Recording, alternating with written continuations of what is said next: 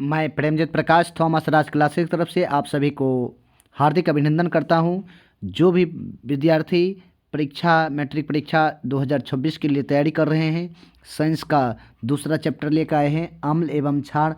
अगर इस नोट को अच्छा से पढ़ते हैं तो 90% मार्क ले सकते हैं, ला सकते हैं साइंस में, मैट्रिक में। सभी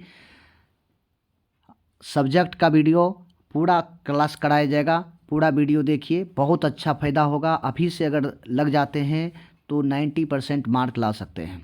आइए चलिए, सबसे पहले यहाँ क्या है, अम्ल क्षार और लवण। कोई पूछेगा दूसरा चैप्टर का क्या नाम है तो बोलिएगा अम्ल क्षार और लवण। तनुकण क्या है? सबसे पहले यह तनुकण क्या है? जल में अम्ल या क्षार मिलाने पर आयन की सांद्रता में प्रति इकाई आयतन में कमी हो जाती है, तो इस प्रक्रिया को तनुकण कहते हैं। जैसे हम लोग क्या करते, दूध में पानी मिलाते हैं, जैसे पानी में दूध मिलाते हैं, तो जल में अम्ल या क्षार मिलाने पर, जैसे जल है उसमें अम्ल या क्षार मिला देते, सांद्रता की इकाई के आयतन में कमी हो जाता है। जैसे मिलाते उसकी आयतन की कमी हो जाती है। इस प्रक्रिया को हम लोग तनुकरण कहते हैं। आइए, पीएच स्केल। पीएच का पूरा नाम है पोटेंज हाइड्रोनियम। इस पीएच में पी का सूचक है पूषांक पोटजेन पोटेंज। इसका अर्थ होता है शक्ति।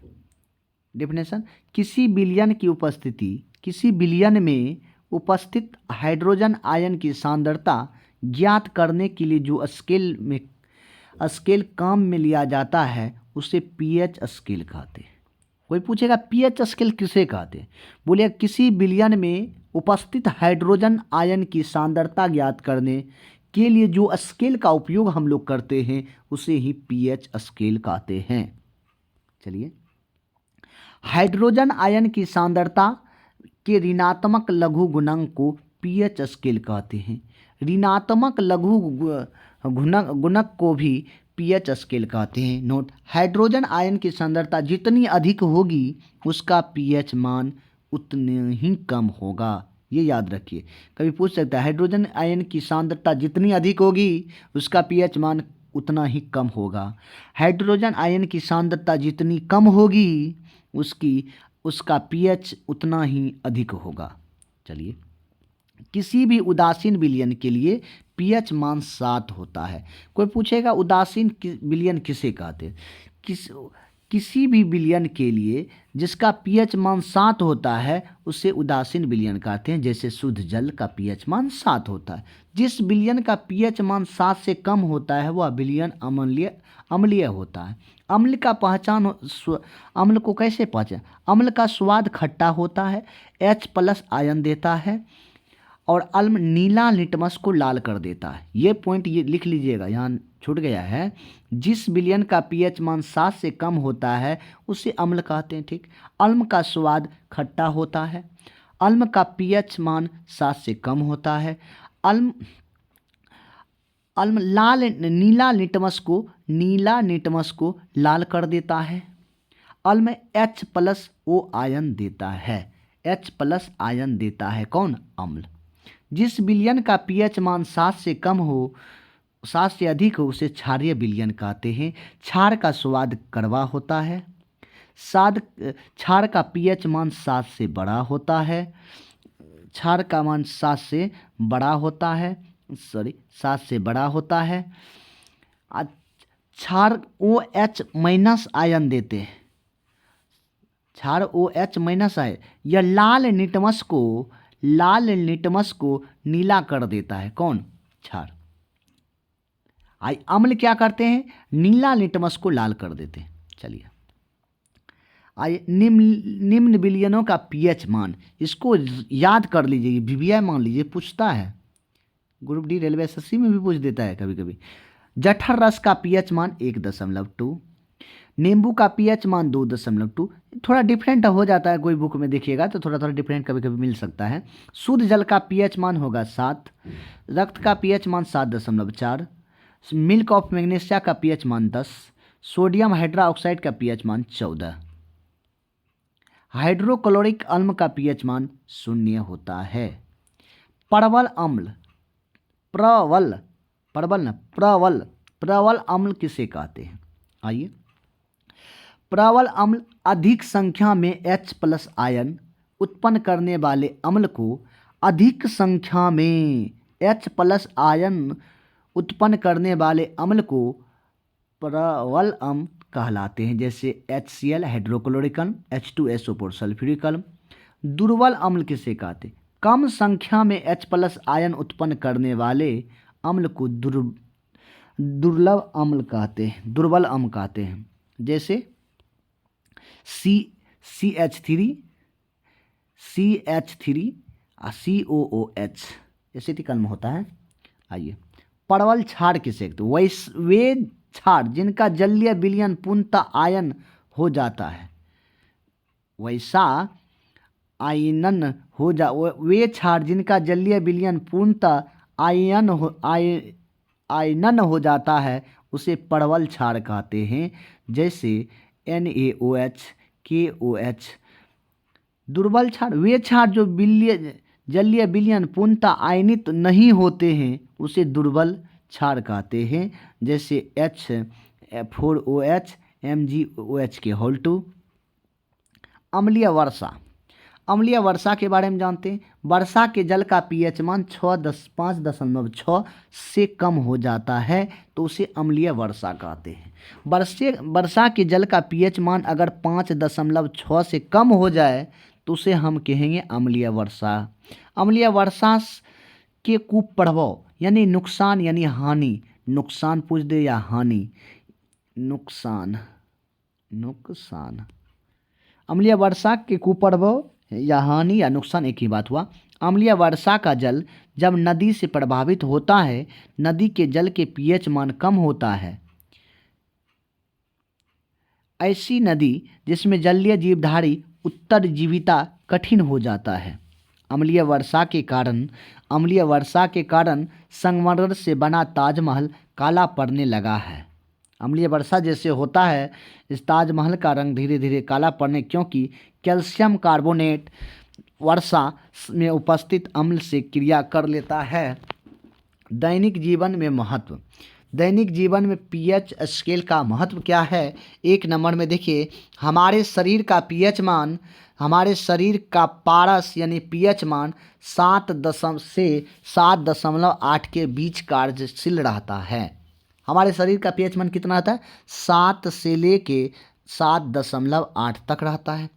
वर्षा के जल का पीएच मान 5.6 से कम हो जाने से पर उसे अम्लीय वर्षा कहते हैं। पौधे का एक विशिष्ट पीएच मान की आवश्यकता होती है, पौधों के एक विशिष्ट पीएच मान की आवश्यकता होती है। हमारा उदर HCl यानी कि हमारा उदर HCl हाइड्रोक्लोरिक अम्ल उत्पन्न करता है। यह अम्ल हमारे उदर को हानि पहुँचाए बिना भोजन को पचाने में सहायक करता है। हाइड्रोक्लोरिक अम्ल क्या करते हैं? बिना हानि पहुँचाए हुए भोजन को पचाने में सहायता करता है। अपच होने पर हमारे उदर में अधिक मात्रा में HCl उत्पन्न होता है, जिससे पेट दर्द या जलन का अनुभव होता है। इससे मुक्त हेतु एंटीसिड जैसे क्षारकों का उपयोग किया जाता है। मुंह के पीएच मान 5.5 से कम होने पर दांतों में इनेमिल संक्षारित होने लगता है। मधुमक्खी के डंक में मेथनोइक अम्ल छोड़ता है और डंक मारे गए अंग को बेकिंग सोडा जैसे दुर्बल क्षार के उपयोग में आराम मिलता है। जैसे मधुमक्खी काटते हैं उसमें मेथनोइक अम्ल छोड़ देता है, इसलिए अपने लोग जैसे काटते हैं तो उसको दर्द होता है, तो उसको दर्द को ख़त्म करने बेकिंग सोडा उस पर लगाया जाता है तो आराम मिलता है। ये कुछ प्राकृतिक अम्ल हैं, इसका रासायनिक नाम भी हैं। आइए, सिरका का रासायनिक नाम क्या है? एसिटिक अम्ल। सिरका का में कौन सा अम्ल पाया जाता है? तो बोलिएगा एसिटिक अम्ल। ये भी भैया मार लीजिए, ये सब पॉइंट भी भैया है, इसको लिख लीजिएगा और भी भैया मार लीजिएगा। सिरका में एसिटिक अम्ल, दही में लैक्टिक अम्ल, दही शब्द है लैक्टिक मार दीजिएगा। संतरा में सेट्रिक अम्ल, संतरा में सेंट्रिक अम्ल, नींबू में सेट्रिक अम्ल, इमली में टार्टेरिक अम्ल, अंगूर लिख लीजिए। तो अंगूर पूछेगा तो अंगूर में भी टार्टेरिक अम्ल पाया जाता है। सेब में मोलिक अम्ल, सेब पूछ दे, यहाँ सेब नहीं लिखा है लेकिन ये भी याद रखें, सेब में कौन सा अम्ल पाया जाता है, बोलेगा मोलिक अम्ल। चींटी के डंक में मेथोइक अम्ल, टमाटर में ऑक्सैलिक अम्ल, नेटल का डंक में यानी चींटी के डंक में मेथेनोइक अम्ल, यानी मधुमक्खी के डंक में मेथेनोइक अम्ल, चींटी के में भी मेथेनोइक, टमाटर में ऑक्सैलिक अम्ल। ये सभी को भिभिया कर लीजिएगा, बार बार मैट्रिक परीक्षा में पूछे जाते हैं। साधारण नमक से बनने वाले पदार्थ, जैसे अपना के साधारण नमक से एक पदार्थ बनाते हैं सोडियम हाइड्रोक्साइड, इसे कॉस्टिक सोडा भी कहते हैं। क्वेश्चन पूछेगा कि सोडियम हाइड्रोक्साइड, सोडियम हाइड्रोक्साइड का सूत्र होता है NaOH। NaOH को क्या पढ़ेंगे, सोडियम हाइड्रोक्साइड। सोडियम हाइड्रोक्साइड को कास्टिक सोडा के नाम से भी जाना जाता है, इसका सूत्र होता है NaOH। सोडियम क्लोराइड के जलीय विलयन, सोडियम क्लोराइड के जलीय विलयन में विद्युत प्रभावित करने पर यह वियोजित होकर सोडियम हाइड्रोक्साइड उत्पन्न करता है। इसे क्लोर क्षार प्रक्रिया कहते हैं, क्लोर क्षार प्रक्रिया कहते हैं। आइए उदाहरण में, जैसे NaCl सोडियम क्लोराइड और H2O मिलता है तो इस बन जाता है सोडियम हाइड्रोक्साइड, Cl2 और H2 अलग हो जाते हैं। आइए इसका उपयोग कहाँ करते हैं, सोडियम बॉक्साइड को धातु कर्म के उपयोग में, बॉक्साइड के धातु कर्म में उपयोग होता है, पेट्रोलियम के शोधन में उपयोग होता है, प्रयोगशाला के अभिकर्मक के रूप में साबुन कागज सिल्क उद्योग में किया जाता है NaCOH का प्रयोग। क्वेश्चन पूछेगा सोडियम हाइड्रोक्साइड का उपयोग कहाँ करते हैं, बॉक्साइड के धातु कर्म में, पेट्रोलियम के शोधन में, प्रयोगशाला के अभिकर्मक के रूप में, साबुन में, कागज में, सिल्क उद्योग जब किया जाता है, इसमें सोडियम हाइड्रोक्साइड का उपयोग हम लोग करते हैं। विरंजक चूर्ण किसे कहते हैं, विरंजक चूर्ण, इसका रसायन, ये सब भिभिया है, सब याद कर लीजिएगा। विरंजक चूर्ण का सूत्र क्या होता है, CaOCl2 होता है, ये याद रखिए, CaOCl2 इसका रासायनिक सूत्र CaOCl2 होता है। बुझा हुआ चूना का सूत्र, बुझा हुआ चूना कहेगा CaOH2। बिना बुझा हुआ पूछेगा तो CaO, बिना बुझा हुआ चूना का सूत्र होता है CaO, बुझा हुआ चूना का सूत्र होता है CaOH2। क्लोरीन का सूत्र होता है Cl2। इस क्रिया से विरंजक चूर्ण का निर्माण होता है। बुझा हुआ चूना प्लस क्लोरीन मिलते हैं तो विरंजक चूर्ण बनता है। और जल उपयोग, विरंजक चूर्ण का उपयोग कहाँ पे करते हैं, पीने वाले जल के जीवाणु मुक्त एवं रोगाणु मुक्त करने में। जैसे अपना लोग पानी पीते हैं वहाँ पे उपयोग कर सकते हैं, उसमें डाल सकते हैं चापाकल में। वस्त्र उद्योग में विरंजक चूर्ण का उपयोग करते हैं, प्रयोगशाला के अभिकर्मक के रूप में करते हैं, कागज उद्योग में भी विरंजक चूर्ण का उपयोग करते हैं। बेकिंग सोडे इसे खाने का सोडा भी कहा जाता है। बेकिंग सोडा खाने का भी सोडा के नाम से जाने जाते हैं, इसे खाने का सोडा भी कहते हैं। इसका रासायनिक नाम है sodium hydrogen carbonate, sodium NaHCO3। Baking soda का सूत्र होता है, ये याद रखिएगा, बेकिंग सोडा का सूत्र क्या होता है, खाने का सोडा पूछे, बेकिंग सोडा पूछे, NaHCO3। रासायनिक सूत्र है sodium hydrogen carbonate, sodium hydrocarbonate.